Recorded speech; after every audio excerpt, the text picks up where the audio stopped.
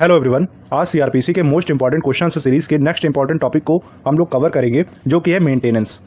दोस्तों, ये टॉपिक बहुत ही ज़्यादा इंपॉर्टेंट है, जो कि पीसीएसजे एपीओ के साथ साथ आपके सेमेस्टर एग्जाम्स में भी बहुत ज़्यादा पूछा जाता है। तो आप इस लेक्चर को पूरा देखिए, इसके बाद आपका मेंटेनेंस बहुत अच्छे से क्लियर हो जाएगा। तो चलिए शुरू करते हैं बिना किसी देरी के। Explain the meaning, object and scope of the maintenance when his husband order to pay maintenance allowance to his wife. कि मेंटेनेंस का क्या ऑब्जेक्ट है, मीनिंग है और स्कोप है, ये बताना है। कोर्ट हस्बैंड को कब ऑर्डर कर सकती है कि वो अपनी वाइफ को मेंटेन करे।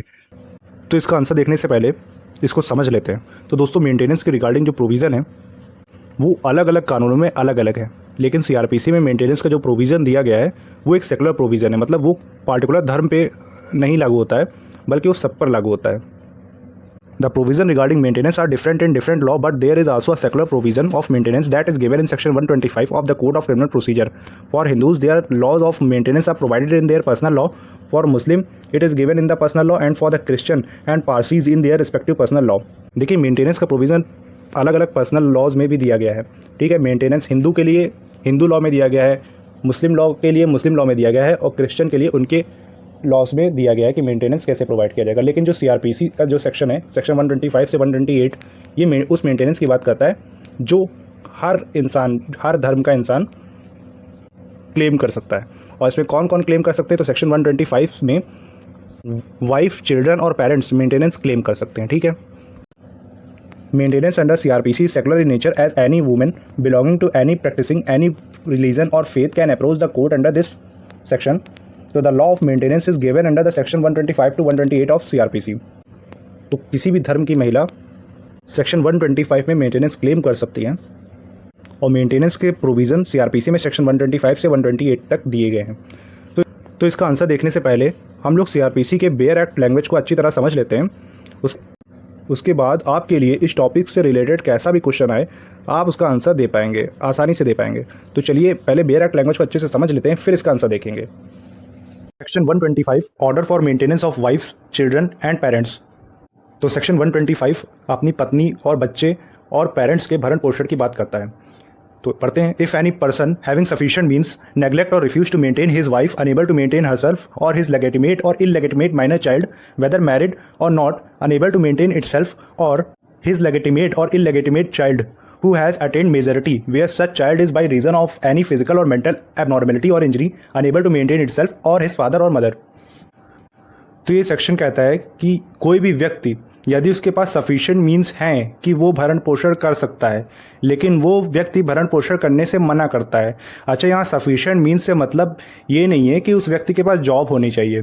अगर वो व्यक्ति जॉब नहीं भी करता है, लेकिन उसके पास इनकम के और भी सोर्सेस हैं, जैसे अपने घर के को रेंट पर उठा रखा हो उसने, या उसके पास खेती हो उससे पैसा आ रहा हो, या उसने अपनी ज़मीन लीज पे दे रखी हो, पट्टे पे चढ़ा रखी हो, उससे उसके पास पैसा आ रहा है। तो कहने का मतलब है कि उसके पास अगर सोर्स ऑफ इनकम होने के बाद भी वो व्यक्ति अपनी वाइफ या फिर अपने लेगिटिमेट या illegitimate minor child, whether married और not unable to maintain itself, तो इसका सेक्शन 125 का सब क्लॉज बी ये कहता है कि वो उस बच्चे को भी मेंटेन करने के लिए रिस्पॉन्सिबल है, चाहे वो बच्चा जायज़ हो या नाजायज़। अगर माइनर बच्चा है वो जायज़ है या नाजायज़ है, और उसकी भले शादी हुई हो या ना हुई हो, अगर वो अपने आप को मेंटेन करने में असफल है, अपने आप को मेंटेन नहीं कर सकता है, तो उसको मेंटेन करने की रिस्पॉन्सिबिलिटी फादर की होगी। और सी में ये बोलते हैं कि ही इज़ लेगिटिमेट और इलेगिटिमेट child not being a married daughter who has attained majority where such child is by reason of any physical or mental abnormality or injury unable to maintain itself। इसका सब क्लॉज सी मेजर लेगिटिमेट और इलेगिटिमेट child की बात कर रहा है, जो 18 year से ज़्यादा का हो। अगर वो किसी भी तरीके की इंजरी या एबनॉर्मेलिटी के चलते वो अपने आप को मेंटेन नहीं कर सकता, या फिर कोई अनमैरिड डॉटर हो, उसकी लड़की हो जो अनमैरिड हो, जिसकी शादी नहीं हुई है, क्योंकि मैरिड डॉटर की रिस्पॉन्सिबिलिटी तो उसके पति की होती है उसको मेंटेन करने की, पर अनमैरिड डॉटर की रिस्पॉन्सिबिलिटी वो पिता की होगी। तो इसमें मेजर चाइल्ड की भी बात की गई है कि अगर जो सेक्शन जो सब क्लॉज बी है उसमें माइनर सन की बात हुई है, माइनर सन और डॉटर की बात हुई है, और सब क्लॉज सी में मेजर सन और डॉटर की बात की गई है। ओके, और इसका D, sub clause D fathers की बात करता है कि फादर और मदर की अगर वो अनेबल है अपने आप को मेंटेन करने में, तो उस फादर और मदर को मेंटेन करने की, उनके मेंटेनेंस का भरण पोषण भत्ता देने की जिम्मेदारी बेटे की होगी। फिर आगे देखते हैं, magistrate of first class may upon proof of such neglect और refusal order such person to make a monthly allowance for the maintenance of his wife और सच चाइल्ड फादर और mother at such monthly rate as such magistrate think fit and to pay the same to such person as the magistrate may from time to time direct. तो अगर कोई व्यक्ति इन चारों को भरण पोषण करने से इनकार करता है तो ऐसे व्यक्ति के खिलाफ मजिस्ट्रेट ऑफ फर्स्ट क्लास, जो मजिस्ट्रेट फर्स्ट क्लास के होंगे, वो ऑर्डर पास कर सकते हैं कि वो अपनी वाइफ, चाइल्ड और पेरेंट्स को वो अमाउंट प्रोवाइड करे जिससे ये लोग अपने आप का भरण पोषण कर सके। और मजिस्ट्रेट यहाँ कोई भी अमाउंट जो रीज़नेबल लगता है उन्हें, वो अमाउंट मंथली पे करने को बोल सकते हैं। इसमें पहले 2001 के बाद ये अमेंडमेंट किया गया कि वो रीज़नेबल अमाउंट बोल सकते हैं। इससे पहले केवल 500 अमाउंट तक पे करने की रिस्पॉन्सिबिलिटी थी, पर अब इसको ऑमिट कर दिया गया है 2001 के अमेंडमेंट में। उसके बाद से अब मजिस्ट्रेट को जो भी रीज़नेबल अमाउंट लगता है उनके भरण पोषण के लिए, पेरेंट्स के, चाइल्ड के या वाइफ के, वो मजिस्ट्रेट उस अमाउंट को देने के लिए ऑर्डर पास कर सकते हैं। और आगे इसका प्रोविज़ो ये कहता है, provided that the magistrate may order the father of a minor female child referred to in clause B to make such allowance until she attain her majority if the magistrate is satisfied that the husband of such minor female child, if married, is not possessed of sufficient means। देखिए sub clause, जो इसका sub clause B है section 125 का, उसमें minor child की बात की गई है। तो अगर कोई माइनर फीमेल मैरिड चाइल्ड है जिसकी शादी हो गई है और वो 18 साल से कम है, उसके पति के पास, जिससे शादी हुई है, उसके पति के पास अगर सफिशिएंट मींस नहीं है उसको मेंटेन करने के, तो फादर की ये रिस्पॉन्सिबिलिटी बनती है कि वो अपनी बेटी को वो मंथली अलाउंस दे जिससे वो अपने आप का भरण पोषण कर सके। तो इसमें इसका प्रोविज़ो ये बताता है कि फादर की ये रिस्पॉन्सिबिलिटी है अपनी मैरिड फीमेल चाइल्ड को मेंटेनेंस प्रोवाइड करने की।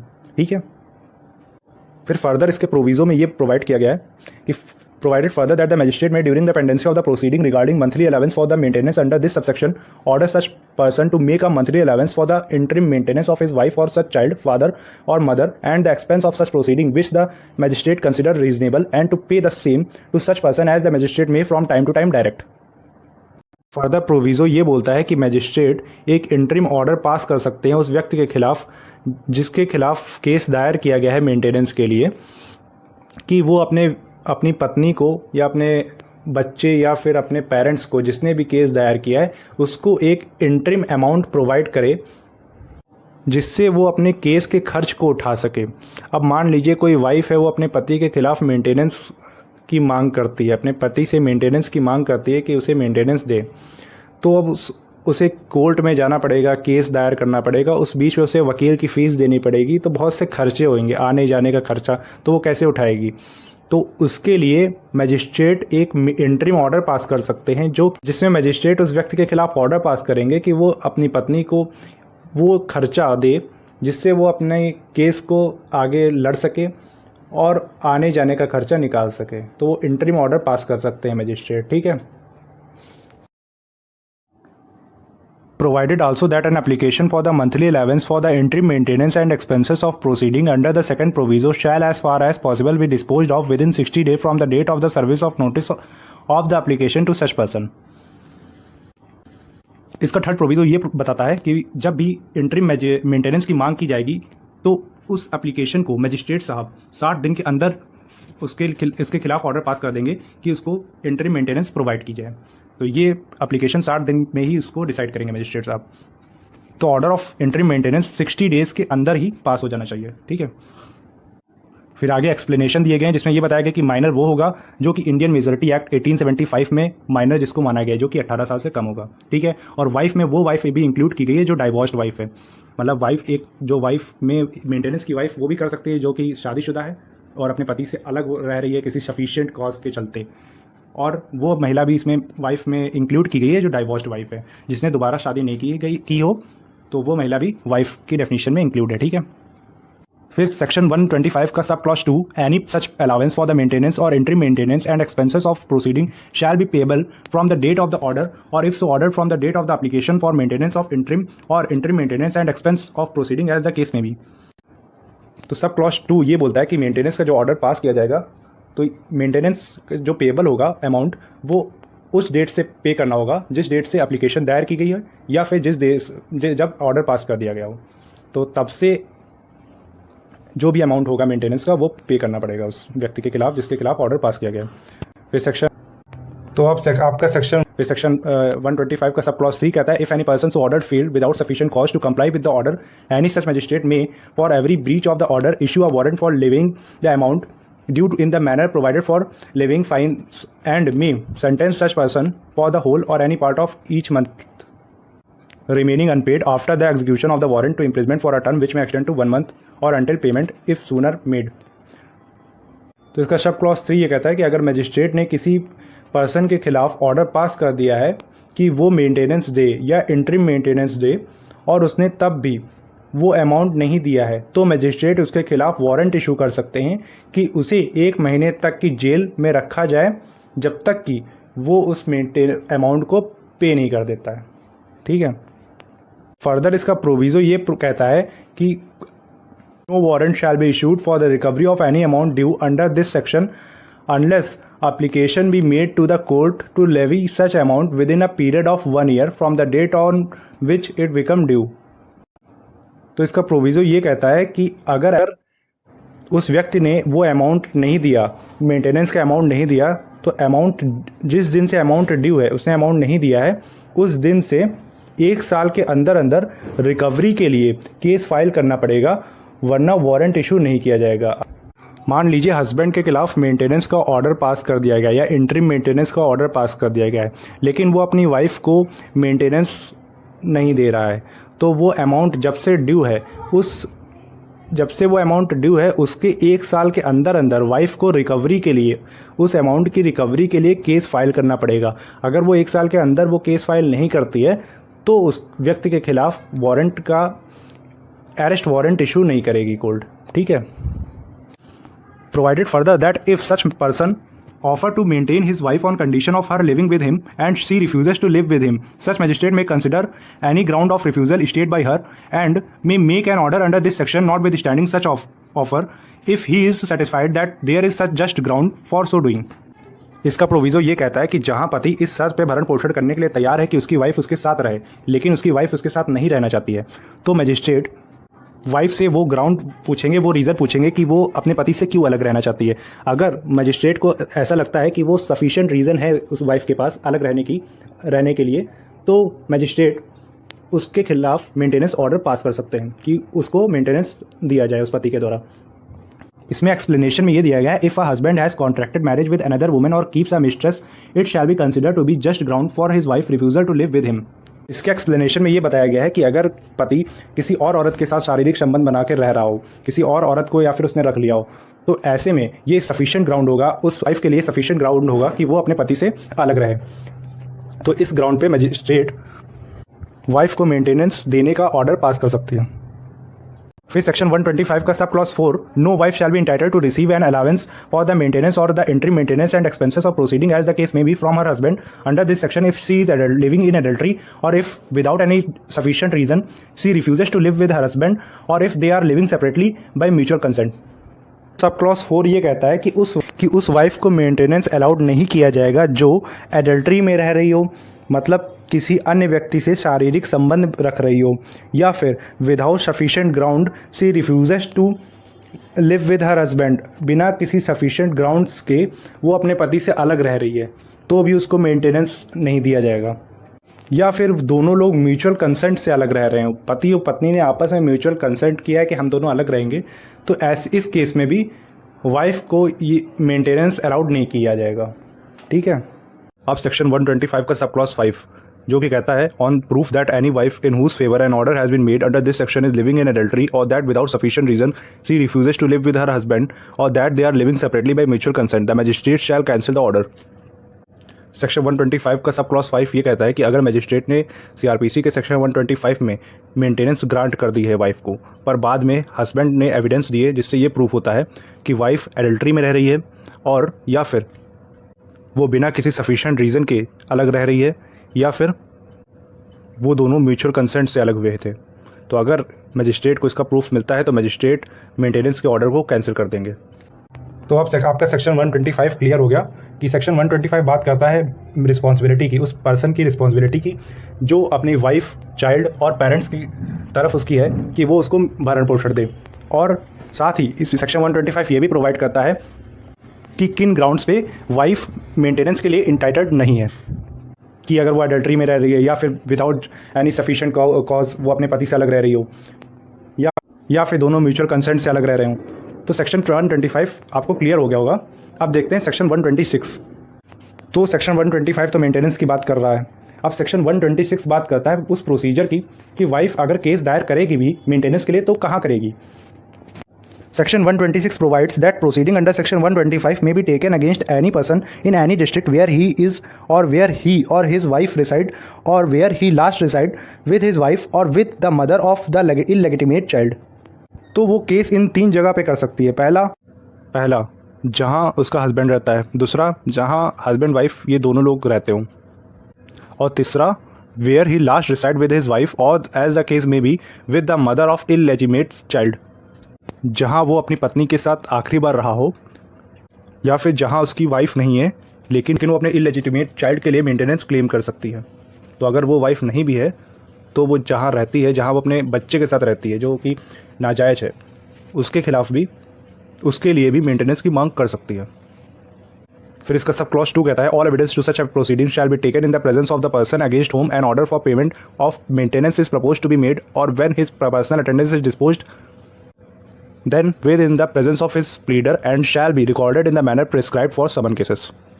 तो इसका सब क्लॉज 2 ये कहता है कि मेंटेनेंस के रिगार्डिंग जो भी एविडेंस उस आदमी के खिलाफ दिए जाएंगे वो उस आदमी के सामने दिए जाएंगे। मतलब अगर वाइफ हस्बैंड के खिलाफ मेंटेनेंस की मांग करती है और प्रूफ देती है कि वो एडल्ट्री में नहीं रह रही या फिर वो सफिशिएंट रीज़न से अलग हुई है, तो ये जो प्रूफ देगी वो सारे प्रूफ हस्बैंड के सामने देना पड़ेगा उसे, या हस्बैंड के प्लीडर के सामने दिए जाएंगे। और जो एविडेंस होंगे वो उस मैनर में जो समन केस में प्रोवाइड किया गया है उस मैनर में रिकॉर्ड किए जाएंगे। देखिए समन केस में जो एविडेंस रिकॉर्ड करने का मैनर दिया गया है उसी मैनर में सेक्शन 125 के एविडेंस रिकॉर्ड किए जाएंगे। ओके, फिर आगे इसका प्रोविजो कहता है provided that if the magistrate is satisfied that the person against whom an order for payment of maintenance is propose to be made is wilfully avoiding service और wilfully neglecting to attend the court, the magistrate may proceed to hear and determine the case ex parte and any order so made may be set aside for good cause shown on an application made within 3 months।